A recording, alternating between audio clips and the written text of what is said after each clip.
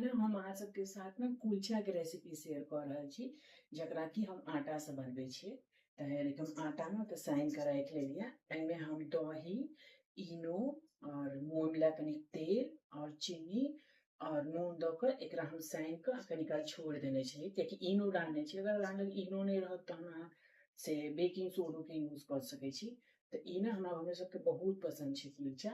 और एकरा ऊपर से ना हम जे छै ई मंगरैल जे होय छै, काला जीरा जकरा होय छै से आ धनिया पत्ती लगेबै आ तै के ऊपर बटर सेका काल में लगेबै।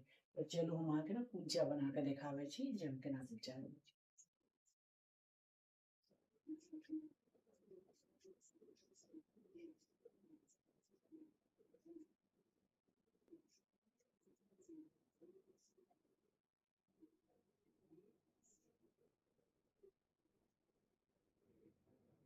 एकरा ना चिकन दो प्याजा और ई छै ब्रोकोली फ्राई, एकरा साथ जे छै हम ई आटा के कुलचा के सर्व कर रहल छी।